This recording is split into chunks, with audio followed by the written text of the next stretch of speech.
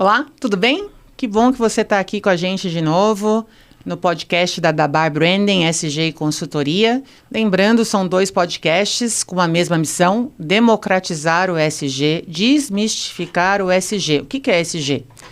E de Environment, meio ambiente, S de Social, aspectos sociais, e o G de governança, ou vamos falar de gestão das organizações.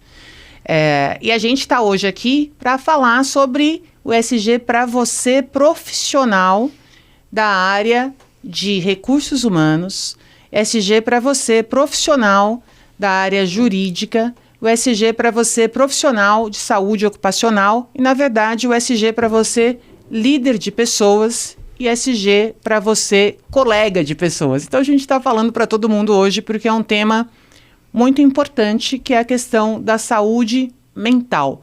A saúde mental, ela compõe aí o S, o social do SG. Geralmente, é muito comum que esse S seja tratado nas organizações por meio da diversidade, equidade e inclusão, os grupos de afinidade, etc., que é super relevante.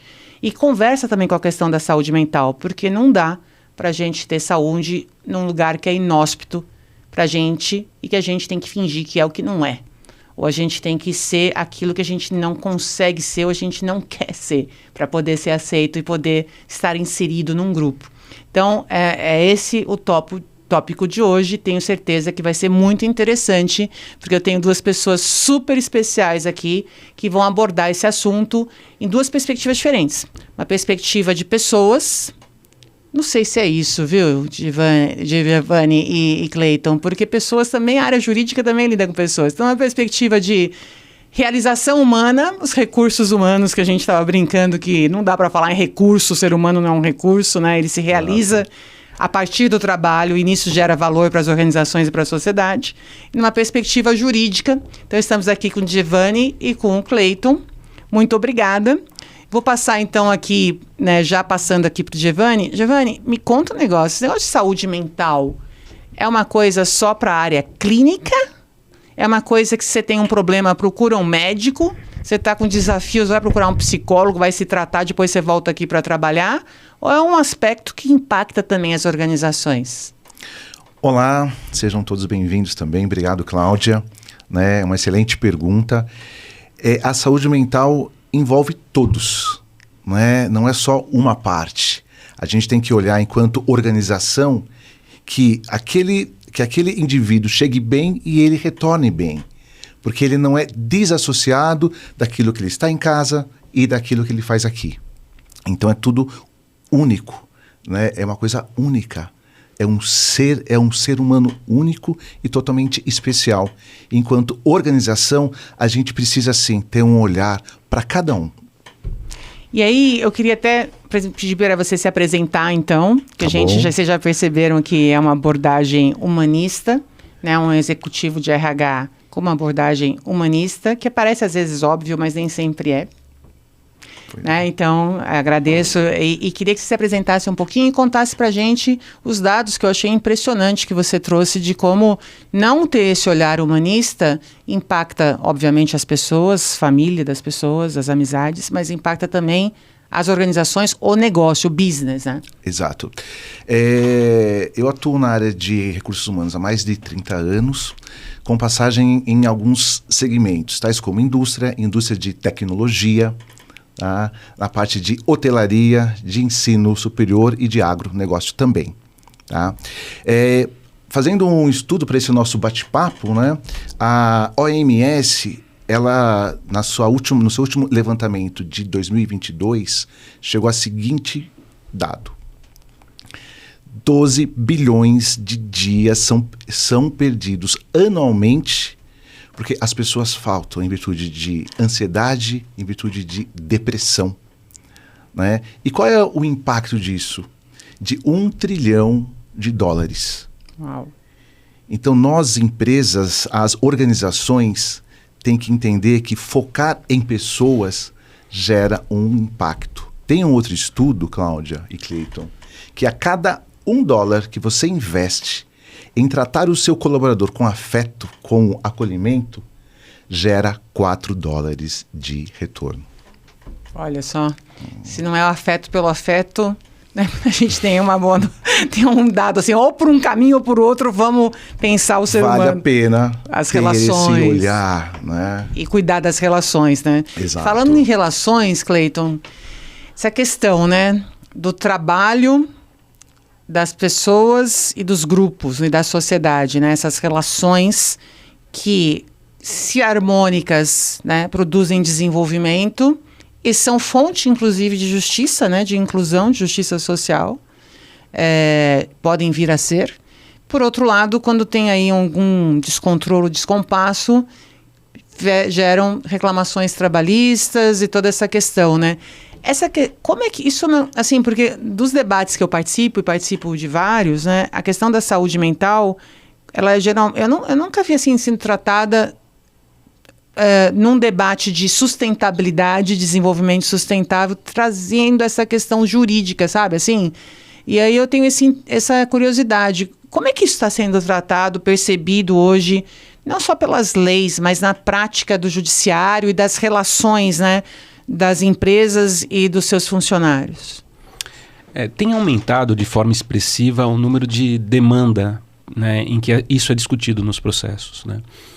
Na verdade, se nós observarmos, entramos no século XXI com esses aumentos, esses números que são ainda, acreditam as organizações que representam empregados e trabalhadores, são subnotificados, porque existem uma série de comorbidades, né, que são relacionadas a essas patologias, e ainda é muito incipiente a capacidade do Estado, através das perícias oficiais, de fazer essa relação de que esses problemas estão diretamente ligados ao trabalho, né? Muito embora a Organização Mundial de Saúde tenha lá classificado e reconhecido a síndrome de burnout, você ainda não tem nos manuais, introjetado dentro do que se produz hoje de método e metodologia para uma perícia, como deve o profissional se portar para fazer esse link, né? Então, existe uma quantidade enorme de problemas que são ainda subnotificados, mas a gente percebe que essa avalanche ela vem e que, obviamente, no olhar coletivo dos trabalhadores e no olhar da empresa, deve haver políticas de prevenção para que a gente possa enfrentar o problema de uma maneira inteligente, né? A ideia sempre não é chegar na fase de reparação, é sempre conseguir tratar a pessoa para que ela recupere a sua capacidade plena de saúde e também tenha prazer naquilo que ela faz e desenvolve ali no trabalho e evitar o problema jurídico, né? Então essa seria a postura inteligente em termos de políticas públicas e também em termos de política das empresas, né? É necessário que haja a conjunção desse ideal para que a gente possa construir algo por aí. Perfeito. Eu vou pedir jogar para esse debate de vocês, que eu já percebi aí, vai ser legal essa conversa. Debate não, diálogo e um debate, talvez. Mas pedir, Cleiton, para você se apresentar e colocar já uma questão que nas nossas conversas anteriores, daí já começam vocês a conversar, que é o seguinte: primeiro você se apresentar e depois, assim, a gente conversando, você comentou da questão das empresas, da importância de prevenção, de atuar sobre isso, né? E eu pegando experiências passadas, né, muitas vezes a gente percebe um desafio, que tem a ver com ética, tem a ver com governança do ESG, a gente fala, não coloca isso aí, não coloca esse dado aí, não vamos mostrar o problema. Né? Não vamos mostrar o problema porque isso aí pode vir contra a gente, não vamos deixar evidências aqui, né? Então, eu queria que você se apresentasse e você falasse assim, essa é uma mentalidade que precisa mudar, né? Mas em que medida as leis hoje favorecem, não favorecem as empresas e a importância de, independentemente disso, né, se você não evidencia, você não gerencia. Se não gerencia, não vai dar o problema agora, mas vai dar o problema mais lá na frente, né? Meu nome é Cleiton Leal, eu sou advogado de várias entidades de representação de trabalhadores, sindicatos, associações, e algumas dessas entidades enfrentam uma quantidade expressiva de demandas relacionadas à questão da saúde mental das pessoas.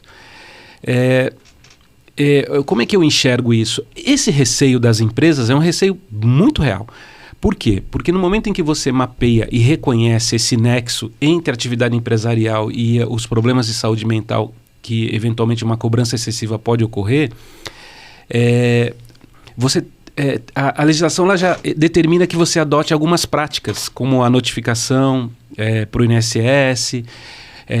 E aí a empresa, ela realmente, se reconhecido esse nexo etiológico, é assim que a medicina ocupacional chama, ela corre riscos que são sérios de ter prejuízos econômicos, como, por exemplo, a necessidade de devolver para o Estado o que é pago para a pessoa afastada com um problema de saúde mental, em termos de benefício. Então, as ações de ressarcimento são interpostas. Então, as empresas têm esse cuidado mas isso é uma coisa, assim, cada vez mais também cresce, por outro lado, junto ao judiciário, a mentalidade de quanto mais esforço a empresa tem para prevenir e remediar o problema, menos ela deve ser onerada com essas reparações, né? Então, assim, a gente precisa encontrar o caminho de equilíbrio, onde não se subnotifica ao reconhecimento, né? E isso pode ser feito por políticas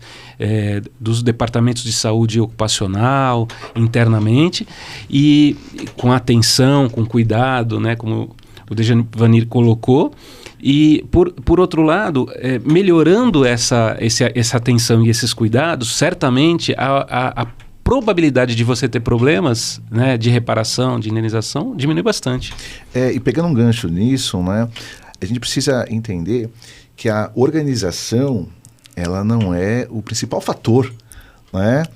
Acho que muitas empresas, elas já atuam de forma preventiva, porque ela pode sim ser um catalisador para aquele colaborador que já está com alguma dificuldade, mas ela também pode ser um grande apoio, porque eu posso chegar no meu ambiente de trabalho com algum problema pessoal, não é? E o ambiente de trabalho, ele tem duas opções. Ele pode catalisar esse problema, ou ele pode atuar de forma de acolher, de propor ajuda, e esse colaborador, que certamente é um talento, ele vai entender, vai procurar e vai superar esse desafio, de forma que a organização, né, as empresas, elas têm um papel muito importante, muito importante.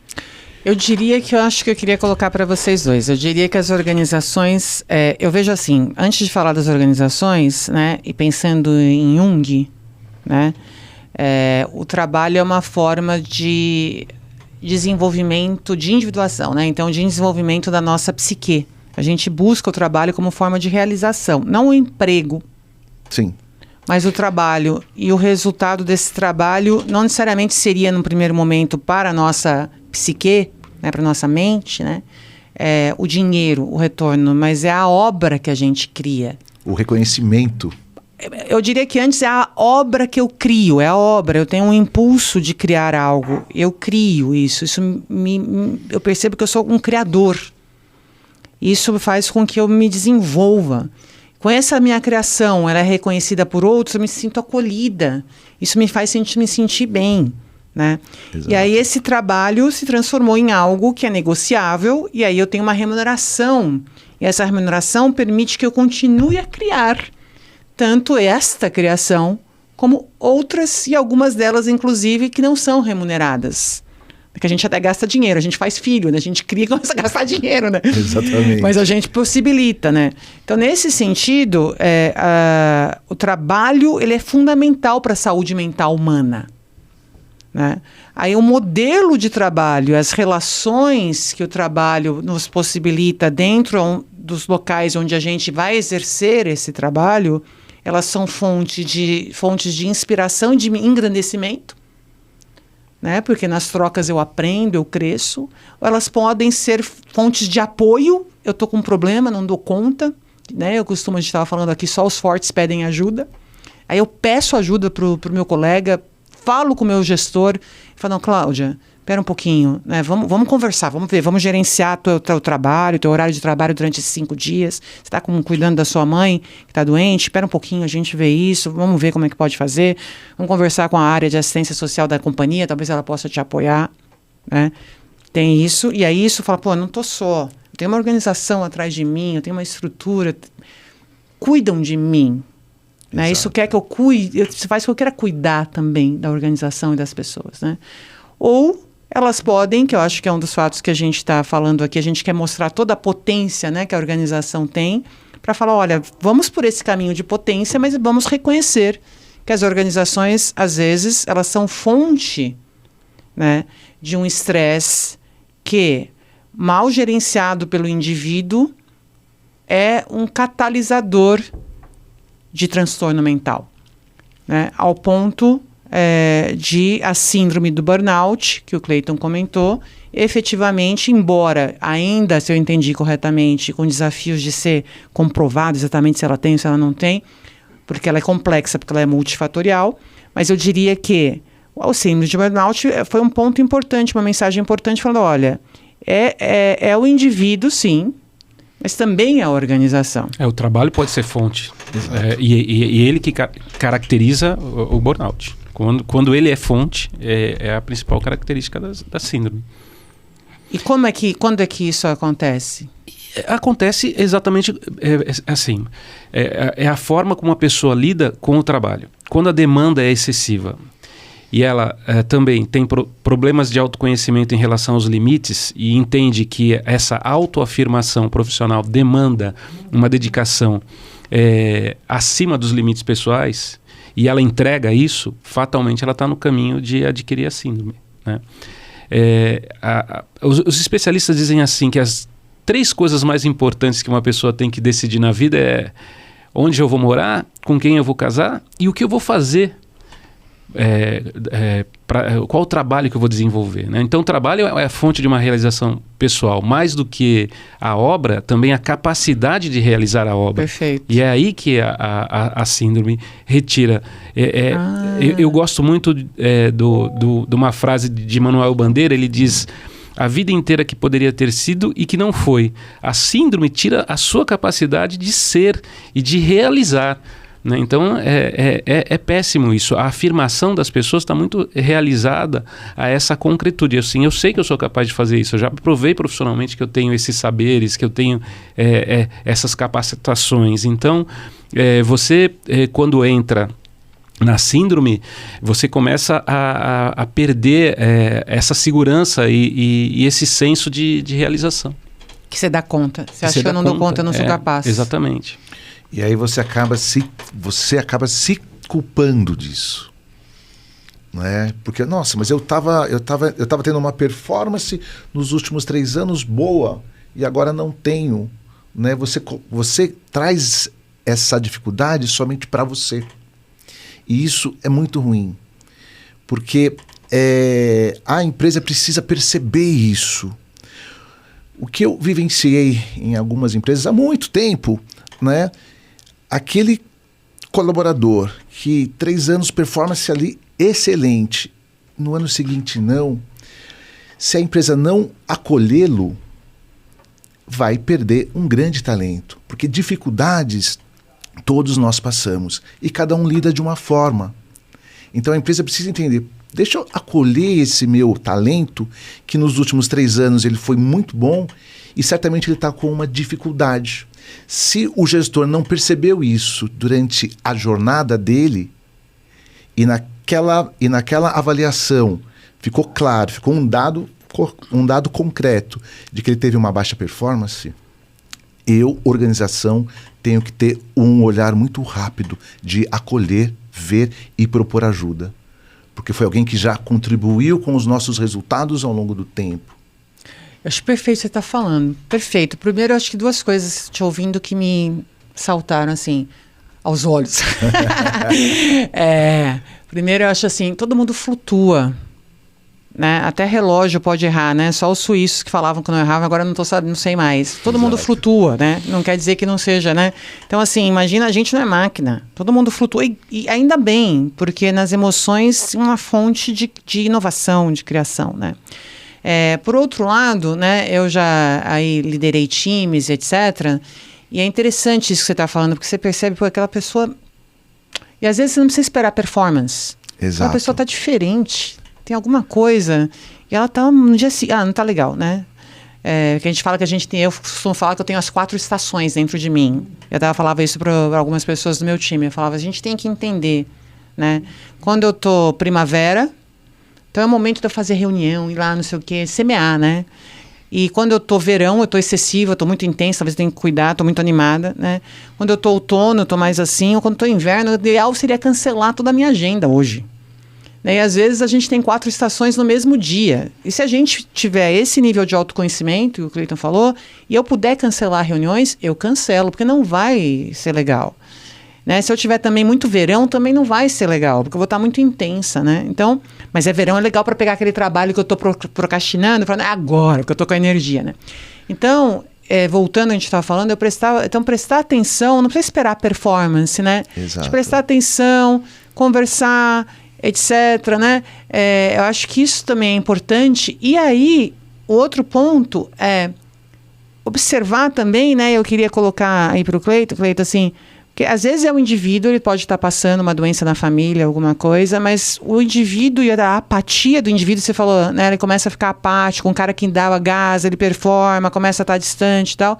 Às vezes ele é uma febre que está demonstrando um desafio organizacional de gestão, não é?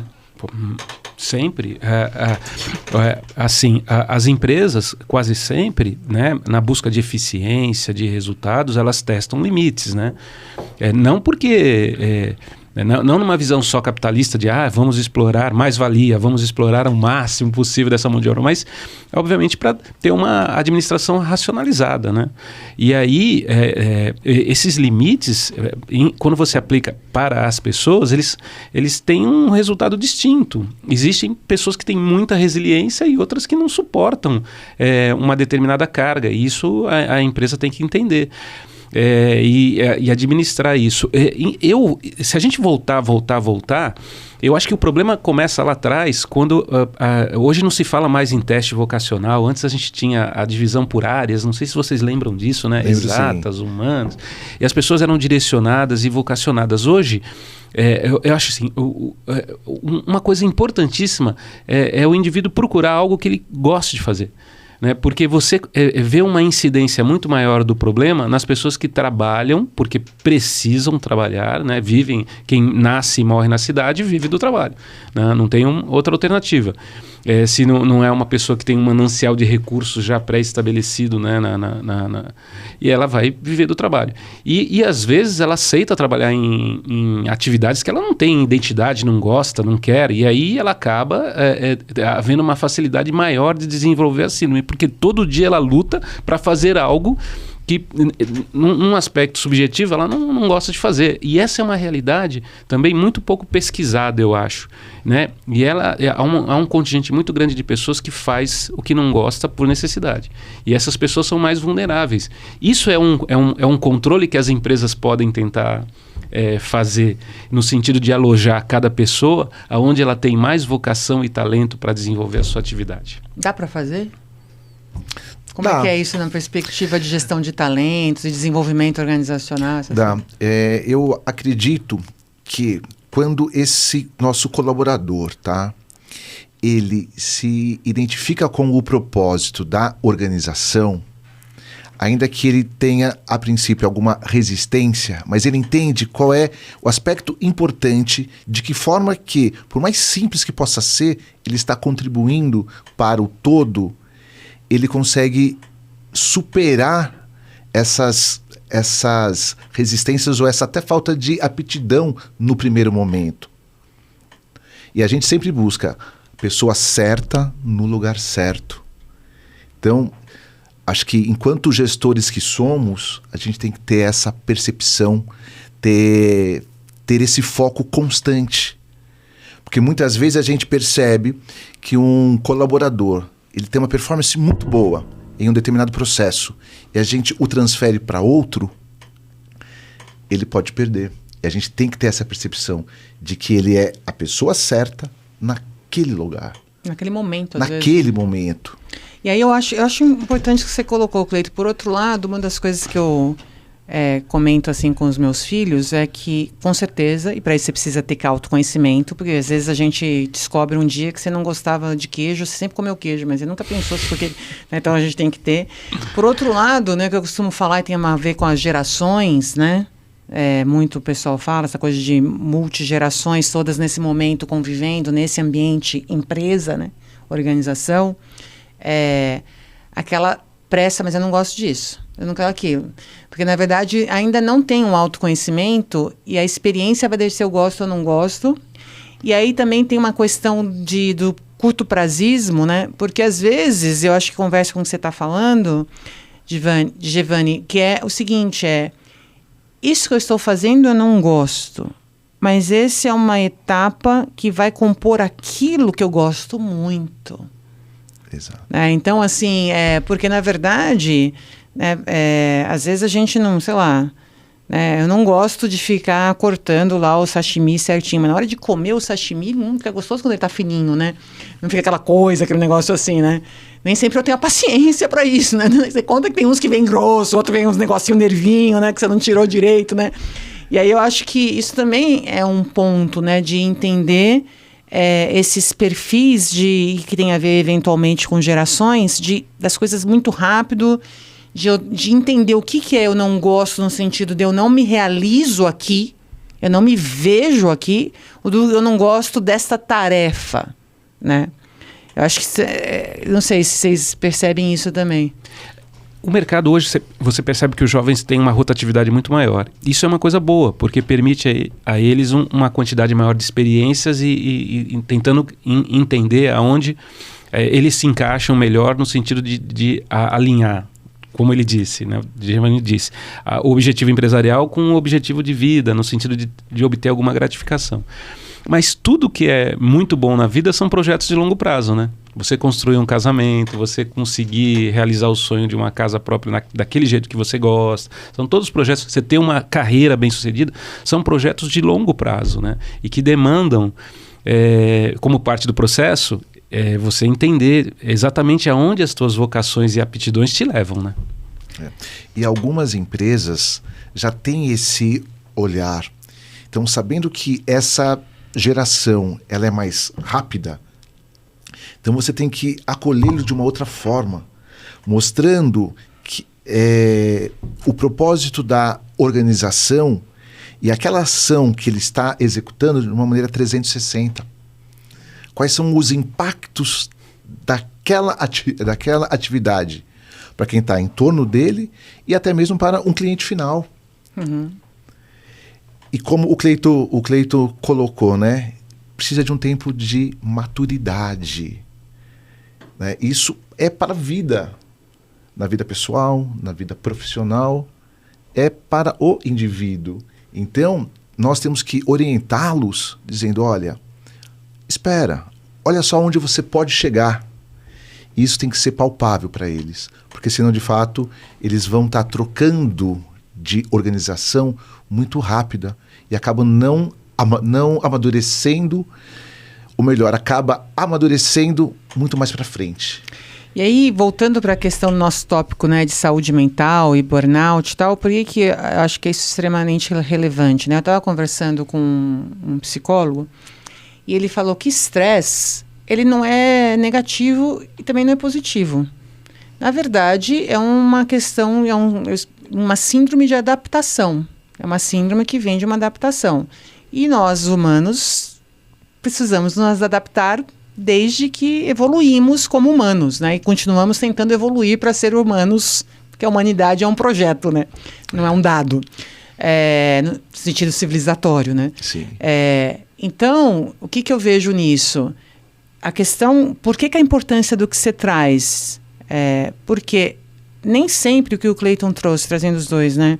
Se eu não tenho as habilidades internas de entender que aquele desafio que está posto, eu não gosto, não tá tal, e eu não sei, quando eu tenho a maturidade, eu não permito a maturação do processo, né, meu, pessoal, e nem da empresa, isso vai me causar dificuldade de adaptar-me àquilo.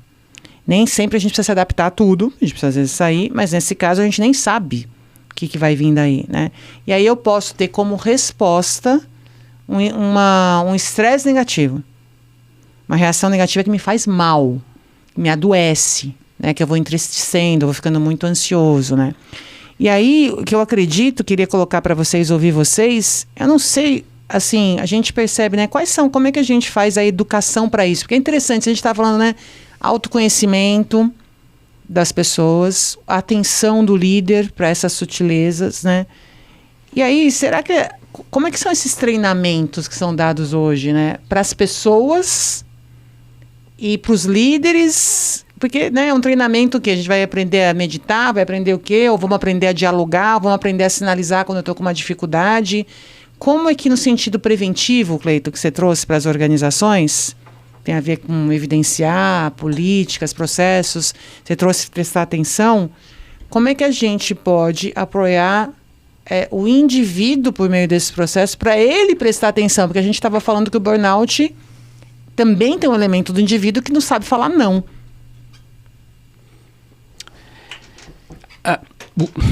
Ou que não quer falar não, ou que sente que não deve falar não. Nós vivemos em cidades há 500 anos, né? É algo muito recente, nos adaptamos a isso, né? Então, é assim, o ser humano hoje ocupa toda a Terra, né? Não tem ponto ou local que... Tudo são processos adaptativos, né? Alguns têm um custo muito elevado. Então, é exatamente aí que essa avaliação ela deve focar. A adaptação é sempre possível. Agora, a que custo? Então, e o custo é diferente. A maior dificuldade que as empresas, eu vejo, elas têm de reconhecer que aquele processo produtivo gera a síndrome é justamente porque algumas pessoas são mais resilientes e não desenvolvem o problema e outras pessoas desenvolvem. O erro mais comum é entender que aqueles que não têm a capacidade de resiliência e acabam acometidos do problema são fracos. Não, simplesmente existe ali um processo de adaptação. E aí você tem que trabalhar no sentido de verificar, primeiro, a possibilidade de oferecer outras formas de trabalhar. Nós temos hoje a questão do trabalho em home, quer dizer, você tem mecanismos que às vezes o que estressa a pessoa estar no trabalho é exatamente porque ela está muito longe do filho pequeno, ou do idoso que está passando por uma patologia. Então, esse estudo e a verificação dessas hipóteses, às vezes são caminhos bastante interessantes para que você possa construir uma solução. Eu entendo que vai até além de um treinamento. A gente já observa algumas organizações com programas. O que eu espero? Que a gente não precise ter mais um mês dedicado à saúde mental. Porque se nós temos um mês, é porque a gente não está fazendo o nosso dia a dia. E a gente precisa deixar isso em destaque. Não é? Quando isso estiver de fato no nosso DNA, enquanto pessoas, enquanto organização, a gente vai ter programas que vai olhar o indivíduo, ou melhor, vai estar olhando a pessoa bem antes de surgir qualquer dificuldade. Eu vou ter um programa. Ela vai se auto-perceber e ela vai ter profissionais capacitados que entendam e que vai fazendo essa orientação. Sabe que eu estou ouvindo vocês, eu acho muito bacana, porque eu acredito muito nisso e às vezes as pessoas falam, não dá, tal. Mas para mim sustentabilidade passa por esse caminho, né? É o indivíduo. Então, Giovanni, você traz muito, a gente tem que olhar o indivíduo, as pessoas, cada um é um. E eu tenho que estar, de alguma maneira, eu tenho que estar atenta a isso no coletivo, que é o que o Cleiton traz também, né?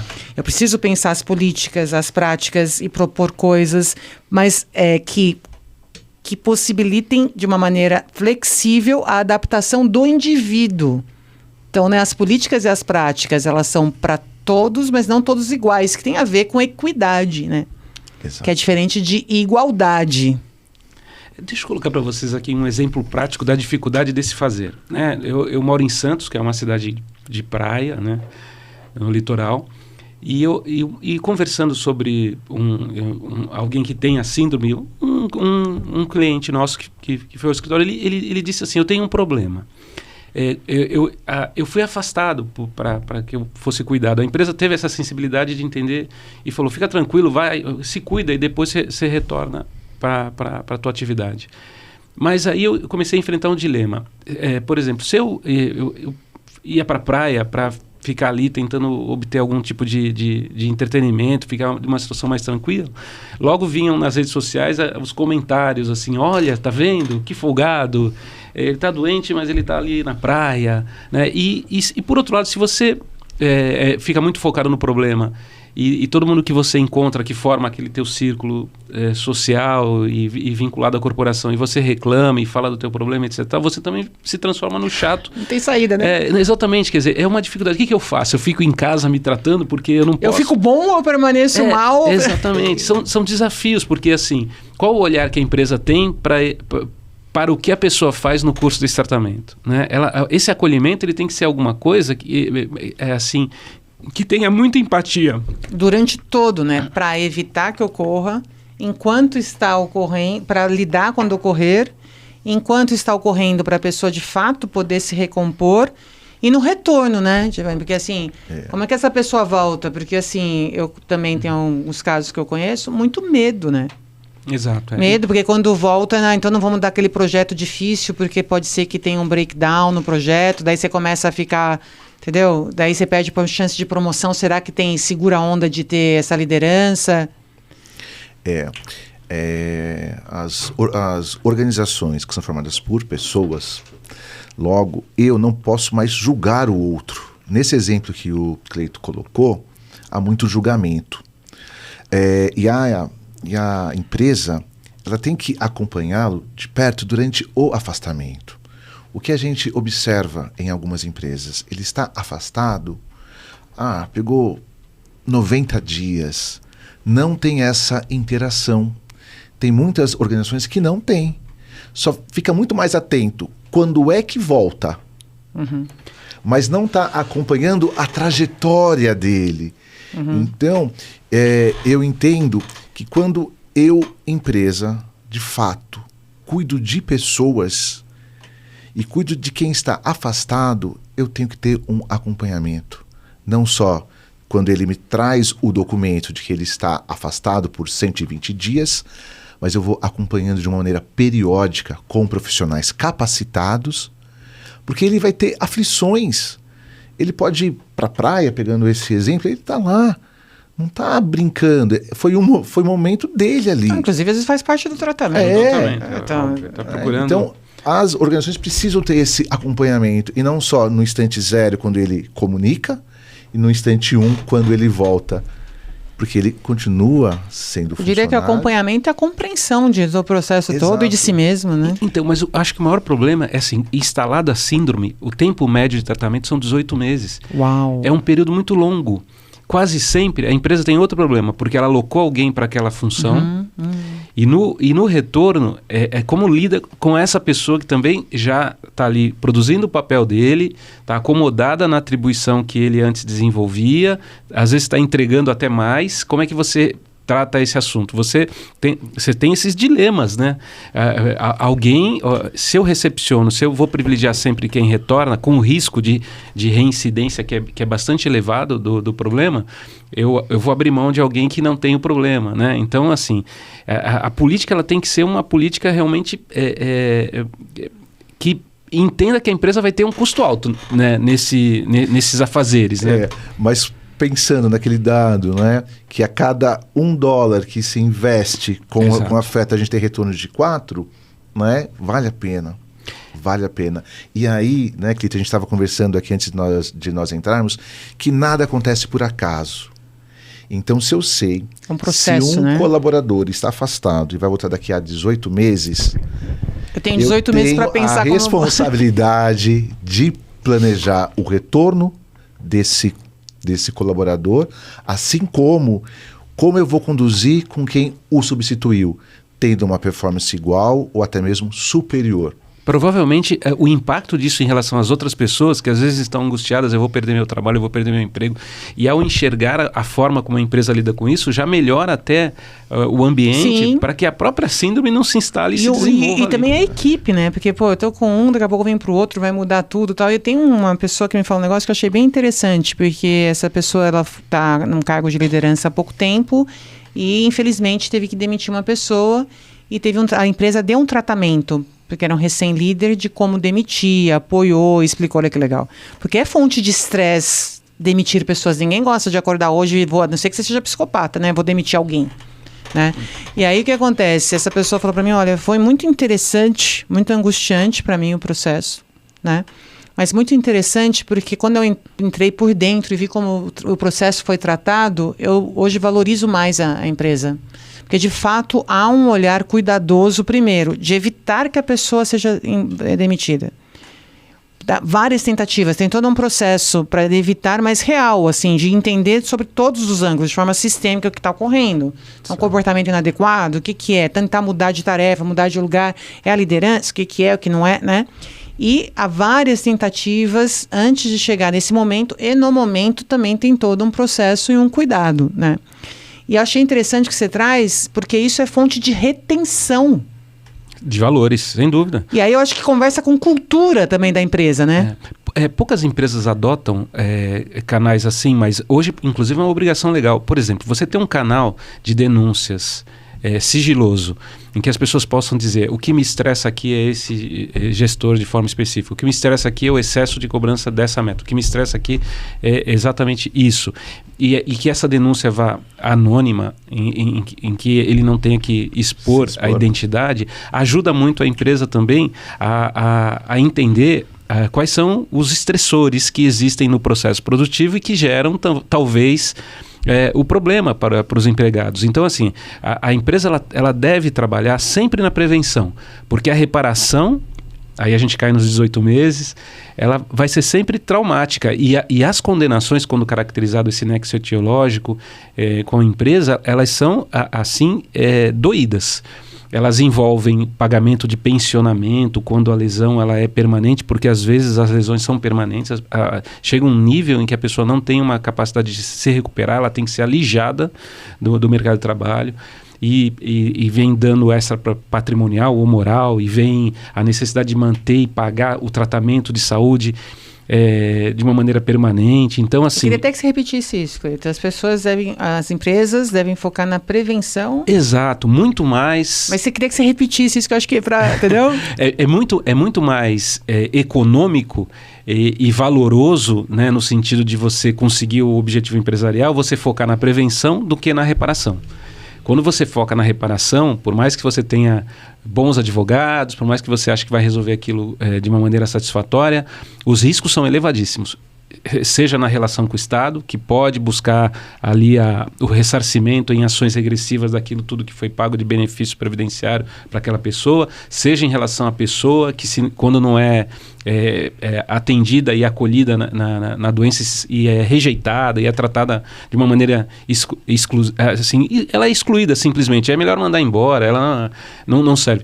Ela fatalmente, o que a gente percebe no atendimento do contencioso? Que o dissídio, o processo, ele nasce, sobretudo, no momento da resilição contratual, pela forma como a pessoa... No momento da demissão. Exatamente. É ali que ela sente que todo aquele problema que ela relaciona ao trabalho foi tratado com uma solução simples. Você está fora do jogo. Está fora do jogo. Você não interessa mais a gente porque você tem essa limitação. Muito exatamente. Difícil. E aí nasce o conflito. Quer dizer, você trabalhar na prevenção, certamente, é você economizar dinheiro, é você ser mais humano, é você...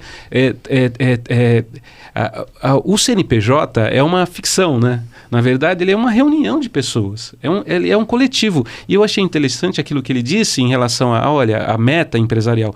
Quando a meta é boa e ela é clara, às vezes as pessoas se reúnem sem CNPJ e vão ali... E vão lá, mesmo que seja difícil de alcançar, mas ela é viável, exato, né? Vamos, né? Então, assim, criar processos mais humanos e que favoreçam a prevenção é muito mais inteligente do que investir na reparação. E você traz uma coisa que eu queria até colocar para vocês, que é o seguinte, que eu já vi em alguns estudos, que a questão é o senso de injustiça. E aí a prevenção também vale nisso, porque se eu fui cuidada, se eu vi, se houve esforços, eu própria chego à conclusão, que eu falei, entendeu? Não vai rolar aqui. Daí quando vem uma demissão de alguma maneira, e se ela é feita com todo cuidado, mas não só a demissão, antes houve toda uma tentativa de me cuidar, e me contribuir que eu pudesse me cuidar. Porque às vezes o ambiente é tóxico e a demissão é algo bom para a pessoa mesmo. Não, mas eu digo Existem assim, essas situações. Mas também. mesmo assim, quando o ambiente não é tóxico, tudo acontece, mas de fato há um desafio ali, e a pessoa acaba sendo demitida, mesmo que tenha humano e tudo, se foi assim, a pessoa provavelmente ela vai, tá bom, eu entendi. Exato, Entendeu? Não, talvez eu não quero vingança, eu não quero ser justiçada, eu não quero buscar uma justiça no sentido de justiceira. De vingança mesmo, Mas não é nem de vingança, porque sabe aquela coisa de... Então, eu vou fazer a justiça agora porque eu fui injustiçada, eu vou usar o judiciário para isso. Entendeu? Eu acho que porque assim, você fala, não, eu reconheço. Tudo que poderia a empresa fazer, ela fez. Né? E às vezes, eu digo isso porque às vezes, no momento da demissão, tem toda uma preocupação, mas todo o resto não ocorreu. Agora você está sendo humanizado. Então, assim, entende? Então, como eu acho que você colocou, é um processo do antes, durante e depois, né?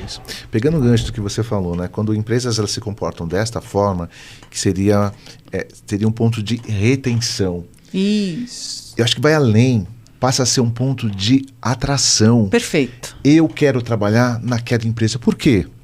Porque ela tem boas práticas, Isso. Ela tem um olhar humano, ela não faz a humanização apenas no processo de desligamento. A minha jornada inteira foi uma jornada humanizada. E quer ver a coisa mais potente, né? Eu trabalho com comunicação, com SG, com reputação, marca, tá? A coisa mais potente que você tiver um personagem que sofreu um processo desse e foi demitido e vem falando, não, mas eu recomendo essa empresa. Você quer coisa mais potente do que isso? Porque você pode fazer 1000 propagandas, fazer 1000 vídeos, mas assim, você tem uma pessoa que fala, olha, eu passei por isso, mas assim, todo o meu processo, toda a minha jornada e tal. Então, assim, de fato, não é só a retenção de quem está, mas é a atração, porque é orgulho, né? Você fala, pô, porque desafios ocorrem, tudo bem, mas eu fui bem tratado, digamos assim, foi justo, foi mais do que justo, foi humano, né? E nesse sentido, eu queria trazer um outro ponto, eu acho que tem muito a ver com cultura, e cultura também de riscos, né, Cleiton? Porque você falou de riscos, então se a questão da saúde mental, ela é um elemento que ocorre, somos humanos, né? Ela pode ter um papel maior da organização ou não, tanto para catalisar o transtorno ou a síndrome, né? E aí eu queria que a gente falasse sobre isso, não é uma doença, é uma síndrome, né, o burnout. Mas assim, se ela então eu preciso pensar isso como risco, positivo, negativo, riscos tem os dois, e gerenciar. Fazer isso de fato, provisionar, gerenciar, fazer não um pontual, é um processo, é um programa, ou seja, é uma cultura humana, humanizada, digamos, né, que está olhando as questões que podem ocorrer com uma visão também de negócio, não? Sem dúvida. Assim, em termos, a legislação ela proíbe que a empresa devolva para o mercado de trabalho um trabalhador doente. Então, quando nós falamos não é o foco, mas quando nós falamos na relação de emprego mais convencional, a empresa tem um problema. O processo rescisório ele deve acontecer quando o trabalhador recuperou a sua capacidade de voltar para o mercado e conseguir ali uma outra colocação.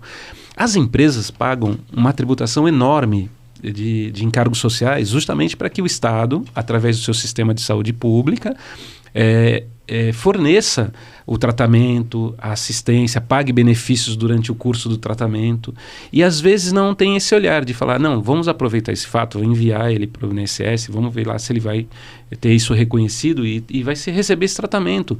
Nesse período, o ônus da empresa é aguardar, é esperar e tentar dar algum suporte. Obviamente, a maior parte dos contratos tem alguma coisa agregada com o plano de saúde, sempre tem algum ônus, né? Mas, de uma forma ou de outra, você entender que a empresa também tem uma responsabilidade social para entregar essa pessoa para o mercado, se ela não serve mais, de uma maneira plena, com saúde mínima para que ela possa conseguir ali uma nova atividade, é fundamental, né? E criar programas nesse sentido, né? Trabalhar também no pós-contratual, porque é curioso isso, né? A fase pós-contratual é muito difícil a empresa desenvolver algum tipo de projeto ou programa para o pós-contratual. E o pós-contratual, por exemplo, ajudar na recolocação, né? Procurar ali encontrar empresas parceiras que possam recepcionar. Esse tipo de conduta traz uma outra visão. O trabalhador não tem uma rescisão focada no dissídio, no conflito. Eu vou buscar reparação. Mas no novo projeto. Num novo projeto. Que eu vou estar sendo apoiado para isso. Exatamente. Duas coisas, né? Eu tive um diretor que ele falava o seguinte, isso numa linha de produção. Se você deixaria o seu filho fazer aquela atividade, então ok. Mas se você não permitiria que o seu filho fizesse, então tem alguma coisa errada. O processo precisa ser arrumado, porque não é o seu filho, é o filho de alguém. Pô, perfeito isso. Né? Humaniza, né? Exato. E nesse processo que você estava dizendo, né, Cleiton, desse cuidado no pós, né, existem tantas formas da gente estar fazendo isso simples. Né? Assim, aquele colaborador que contribuiu com o resultado não pode ser um fim para ele. Se vira daqui para frente. A gente tem uma responsabilidade social e a gente não pode devolver ninguém para a sociedade sequelado. Nós não temos esse direito. A gente tem que, de fato, cuidar. Como que nós estamos devolvendo esse colaborador que tanto nos ajudou para a sociedade? De fato, ele está apto para continuar esse ciclo profissional dele? É interessante isso, né? Porque ontem eu estava, a gente estava nos eventos sobre ética, né? Você vê que, na verdade, é um olhar ético que a gente está falando, né? Porque, assim, e um olhar ético e com e de histórico, no sentido, assim, essa pessoa está com um desafio aqui agora, efetivamente não está entregando, né? Mas já entregou. Então, assim, eu não vou agir e mensurar em função desta fotografia, né? E é isso que eu acho que é a percepção que às vezes gera conflitos mais difíceis de serem solucionados, né? Porque a percepção de injustiça no sentido, pô, você está vendo uma fotografia, eu até reconheço, se eu me visse nessa fotografia, talvez eu não me comprasse, entre aspas, né? Mas assim, olha o filme que eu fiz. Olha o filme que eu fiz, né? Olha o filme que eu fiz e olha o filme que eu ainda posso fazer, né? Eu achei muito potente o que você falou, é muito, muito sério, porque conversando com o meu convidado também sobre tratando desses assuntos no Via Papos, temas quentes por cucas frias, ele falou, o grande desafio do estresse, quando começa a resposta pode levar à doença, é quando eu acho que eu não dou conta. Porque eu tô me adaptando, tô indo, mas aí eu acho que eu não dou conta. E você falou, Cleiton, o seguinte, é isso, né? Essa exaustão que vem dessa síndrome, que eu gostaria que vocês tocassem, que ela é multifatorial, ela não é uma doença, é uma síndrome, ela tira a minha capacidade de sentir que eu dou conta. Se eu não dou conta, eu tô sujeito a tudo, a intempéries e não sei o quê, e é melhor eu, né? Então, assim, então é isso muito sério. Nesse sentido, eu queria que vocês comentassem a questão de ser a síndrome e queria perguntar para vocês dois, né, o Cleiton, advogado de vários setores, e você que passou por vários setores, Giovanni, que tem riscos que a gente estava falando, tem setores que pela própria essência do negócio, e aí talvez esse diretor tenha que assim, prestar mais atenção se meu filho estaria aqui, naturalmente talvez exponha mais riscos disso acontecer? Sim, né? Nós temos, inclusive, a legislação prevê para algumas atividades a aposentadoria precoce, que se chama aposentadoria especial, está no ordenamento e já há um mapeamento bem razoável de uma série de atividades que as pessoas aposentam precocemente porque o nível de estresse é insuportável. As atividades de saúde, nos prontos atendimentos, atividade policial, mergulho de profundidade, mineração, né, o trabalhador de minas e carvão, né, uma atividade de altíssimo risco, toda vez que ele começa não sabe se sai lá de dentro, é uma coisa impressionante o nível de estresse, né? Então essas atividades já há uma previsão na lei de aposentadoria precoce justamente para tentar preservar o indivíduo. Mas a gente teve muitas alterações recentes, né, no modal da forma de trabalhar, da maneira de trabalhar, e esses conceitos novos, né, de você, meritocracia, empreendedorismo. Então, assim, cada vez mais a gente percebe uma postura do capital de alocar na pessoa uma condição de valores que seriam fundamentais para que ela seja bem sucedida no mercado. E quando a pessoa realmente compra esse discurso sem esses limites que nós conversamos aqui no início, ela tem um problema. Porque por mais que ela possa entregar, se ela começar a trabalhar com uma certa rotina, não observando esses limites, que são limites que a medicina ocupacional há muito tempo já caminhou, estabeleceu, né? Da necessidade de pausas, da necessidade de férias, da necessidade de uma jornada máxima diária. Então, quando esses limites não são observados, as estatísticas mostram que a incidência da síndrome é muito maior. A empresa é formada por pessoas, mas a pessoa não é uma empresa, né? Exato. Assim, a pessoa não é uma empresa, né? Não a empresa é formada por pessoas, por recursos, por tecnologia, por processos, né? Várias coisas. Uma empresa é formada por... A pessoa não é uma empresa. A gente tem que lembrar que a gente não é uma empresa, embora tenha a Você S.A., que é excelente, várias matérias, né? Mas a gente, né? Então a gente tem que lembrar disso e talvez na relação entre empresas, embora a gente tenha o PJ e etc., existem as pessoas também, né? A gente não, né? Porque é isso, a gente está falando de novos modelos de contratação que às vezes confundem um pouco, né? A pessoa vira uma empresa, né? Exatamente.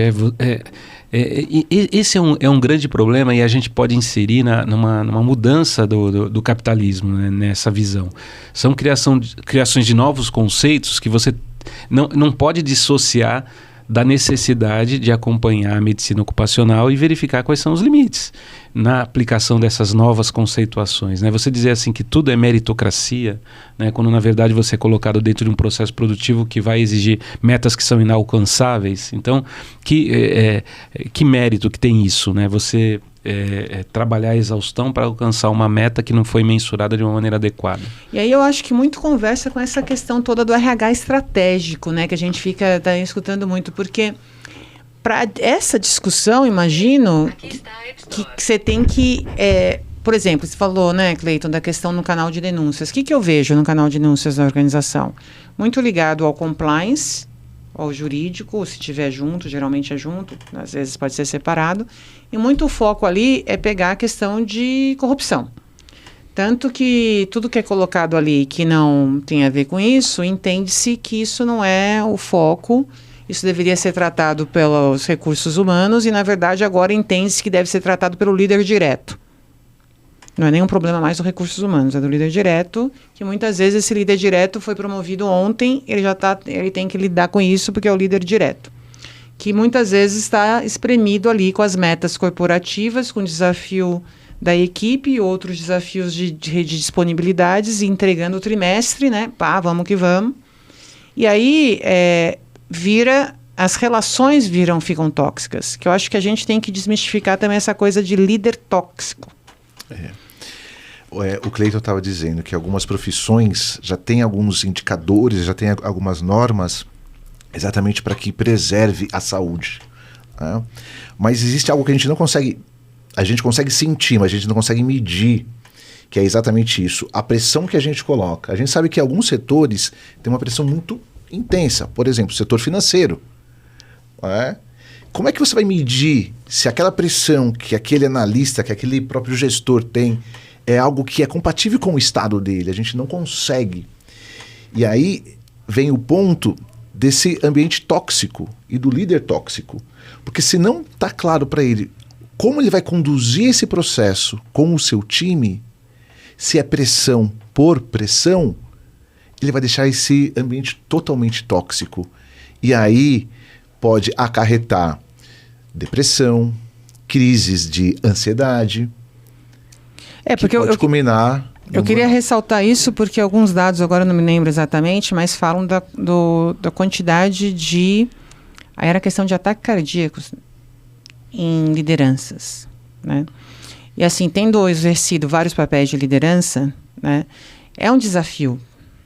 É um desafio porque você, primeiro, tem que cuidar das pessoas de uma maneira humana, até porque é a minha visão de mundo, né? Para isso, tem o processo de maturidade e maturação das pessoas e dos resultados. né? No entanto, essa disponibilidade que você precisa ofertar para a tua equipe direta, que é quem efetivamente está na linha de frente ali, né? Conduzindo e realizando, não está disponível realmente na organização, né? Porque tem ali uma pressão de prazo, do curto prazo, do trimestre, ainda que aqueles projetos na construção do desenho, eventualmente é um resultado que precisaria de mais tempo de maturação. Então, é aquela coisa de efetivamente agilizar as coisas, que eu não estou falando do agilizar positivo, né?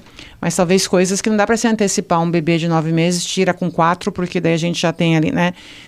Então, essa visão na atribuição das metas e nas expectativas, né? Elas criam, de fato, um cenário que coloca essa liderança que está intermediária numa situação bem complexa, e que essa liderança, muitas vezes, queria compartilhar com vocês, ela tem talvez uma percepção de mais desafios, porque é dado a ela que ela lide com isso, porque efetivamente ela é líder. Só que aí que vem a questão, né? Como é que a organização, e aí não estou falando efetivamente da legislação, da aposentadoria, do benefício do afastamento, etc., mas como a organização, entendendo essa questão de eventual toxicidade, né, para o setor que exerce mais pressão, não necessariamente doença ocupacional, mas mais pressão, entendendo essa questão geracional de líderes novos e pessoas mais velhas, todas juntas, que já tem um desafio de linguagem, etc., né? Entendendo que, então, as relações, porque também as pressões, elas ocorrem, você tem que entregar, etc., né? Faz parte, ok. Né? Entendendo tudo isso, como é que a organização cuida das relações dentro da organização para que elas sejam relações sadias o máximo possível. E não estou falando agora de identificar a pessoa está ficando doente ou tal, mas as relações, o ambiente, a cultura, são relações que não estão possibilitando pedir ajuda, não estão possibilitando acolhimento, estão sendo levando a pessoa para um processo de exclusão com muita pressão de entrega, né? E aí é óbvio, a gente tem a própria pessoa que fala, não, pera um pouquinho, isso aqui está demais, vamos conversar, mas depende do perfil, depende do que tem em jogo, depende do skill que eu tenho e do apoio que eu tenho para poder me expor a risco nessas conversas, né? Porque a gente se expõe quando a gente coloca algumas coisas, sim, né? Sem dúvida. Como é que pensando isso de uma forma coletiva, não individual, jogar para vocês dois, e aí pensando que a gente está falando com profissionais de recursos humanos e do compliance que pega aquilo ali e fala, isso aqui não tem nada a ver, isso aqui é só, não é, eu estou procurando fraude. Não, mas isso aqui tem a ver com... a gente tem a ver... Porque né, os departamentos, eles não deveriam ser só de compliance, geralmente eles não são. Eles são de ética e compliance. Né? E às vezes a gente esquece dessa primeira palavra, né? O que eu tenho observado, né, em últimas experiências, que tem um foco muito grande no desenvolvimento com treinamento da média liderança e da alta liderança também. O mundo mudou. Certos comportamentos que nós tínhamos, né, hoje não são mais válidos. Então, esses combinados em todos os níveis precisa ter. Uhum.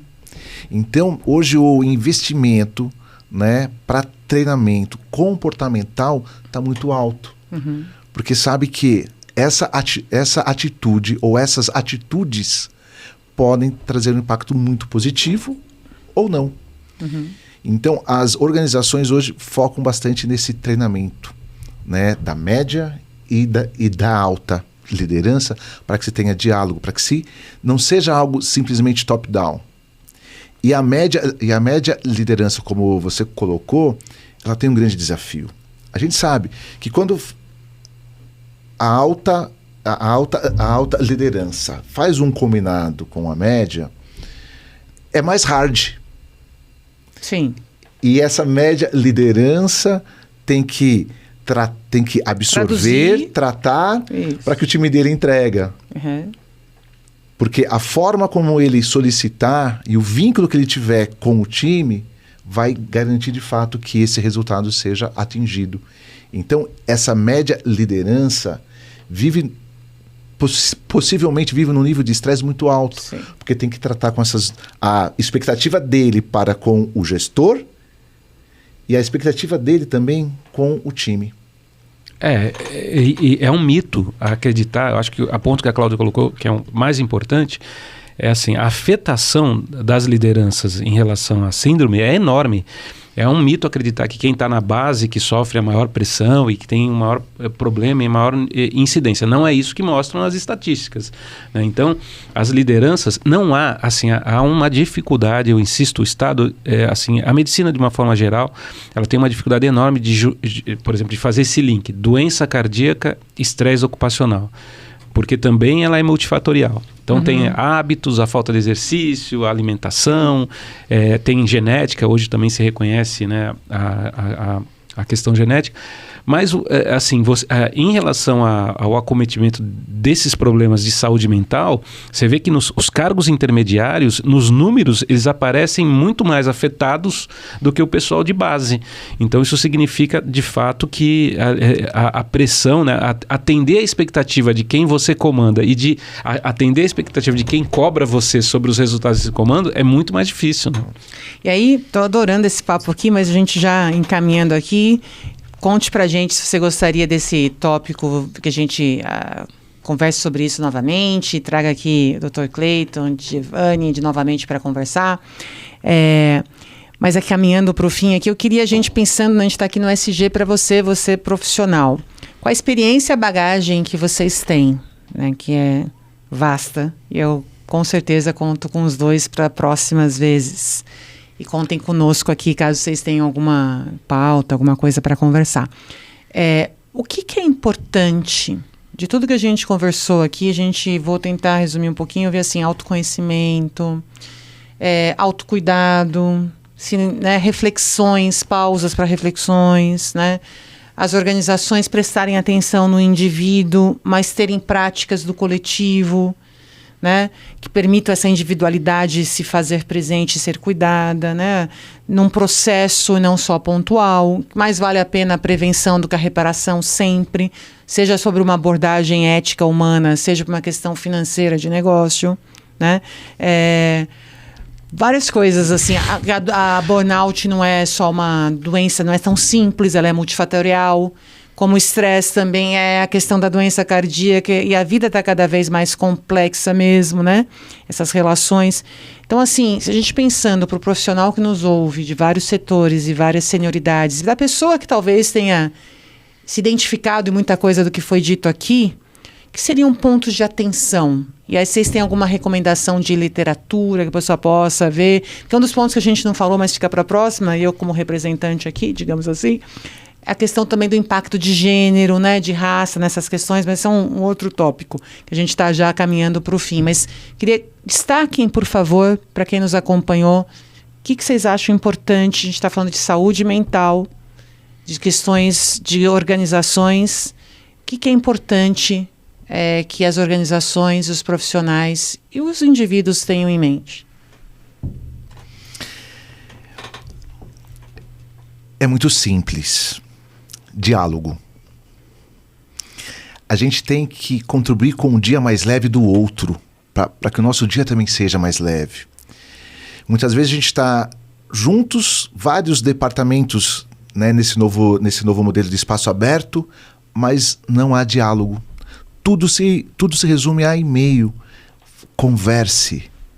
O que você vai fazer hoje para que o dia do seu colega seja mais leve, que o processo dele seja mais leve, porque o seu também vai ser por consequência. E focando um pouquinho sobre liderança. Eu li um livro, né, que eu quero até indicar, que é esse livro aqui, Sou Mulher, Sou Líder, que é para todos os líderes. Aqui tem relatos da liderança feminina, um livro escrito pela Leni Quirilos, que é uma comentarista da CBN, a Cássia Godoy, que é âncora também, na própria rede, né? Elas fizeram entrevistas, mais de 10 entrevistas com lideranças femininas de vários segmentos. E elas mostraram como foi difícil ter uma oportunidade e ser reconhecida pelo fato de ser mulher.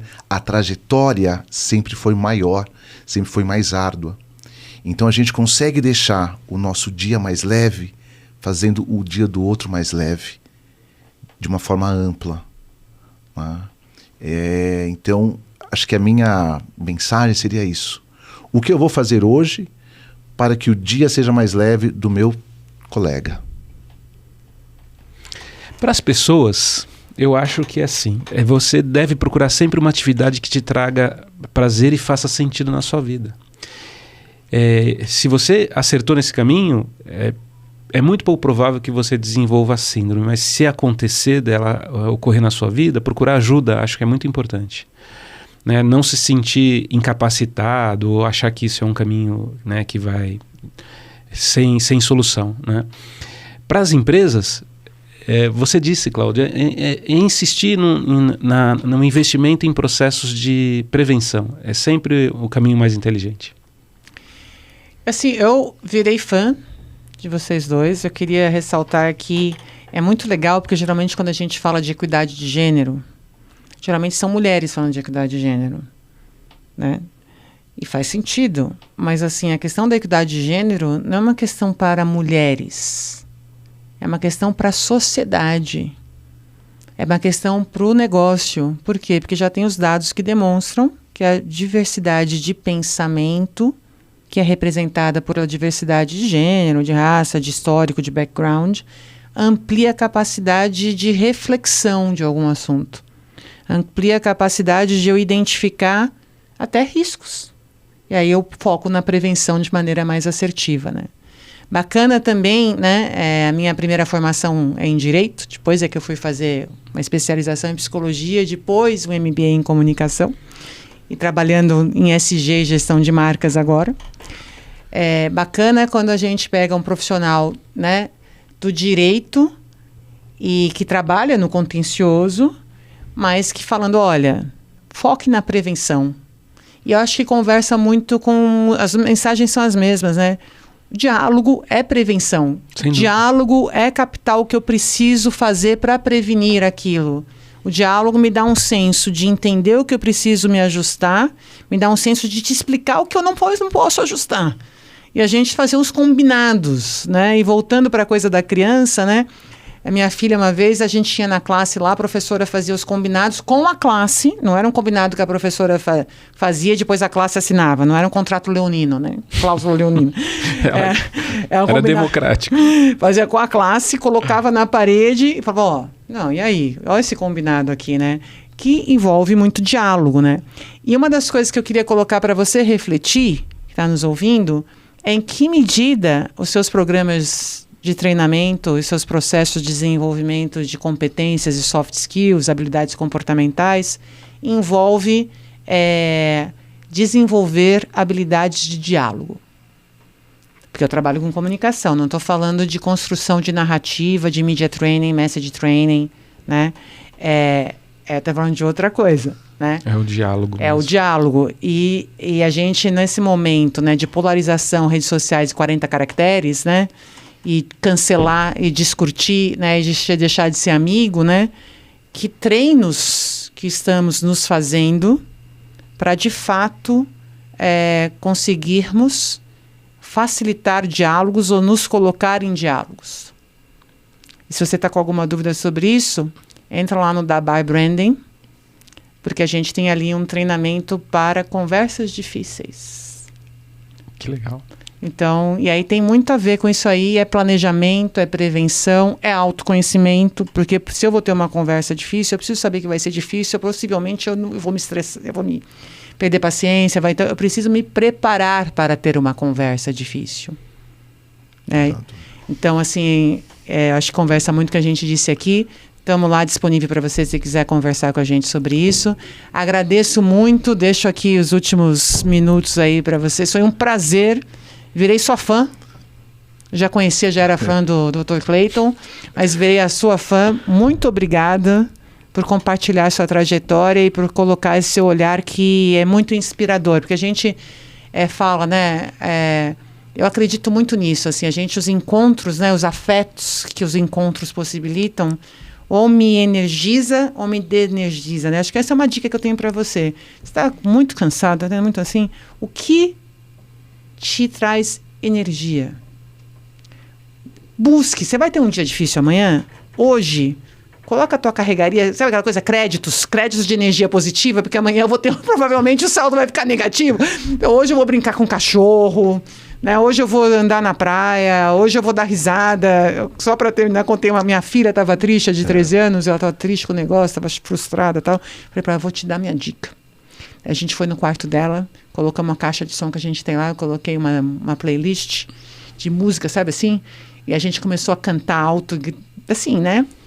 Gritar, cantando, e rock, não sei o quê, né? Tarará, e dançar, e suar, não sei o quê. Daí terminando, ela ficou me olhando, assim, depois ela veio junto, não sei o quê. Daí terminou, eu falei, você tá sentindo melhor? Ela, tô. Falei, então, a gente pode mudar a nossa energia. A gente pode mudar a nossa energia. Se a gente perceber, a gente pode mudar a nossa energia. Requer muito esforço. Aprendizado.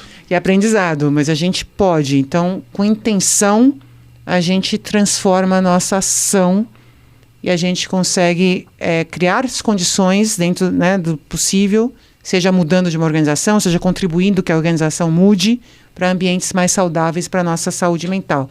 Não é isso? Esse é o conceito de liberdade que eu mais gosto. A gente só é livre realmente quando a gente consegue controlar as nossas emoções. Senão a gente é escravo delas. E quando você aprende isso, que você pode mudar a energia para melhor, você começa a ter uma vida muito melhor, sem sombra de dúvida. Quer deixar um recado aí pro pessoal? Eu agradeço a vocês o convite, a conversa, foi excelente estar aqui. Muito obrigado a todos. Foi uma grande oportunidade. Cláudia, direito à minha gratidão. Foram assim minutos, né, de muito compartilhamento e de muito aprendizado. Espero que vocês também tenham gostado. Obrigado. Até a próxima.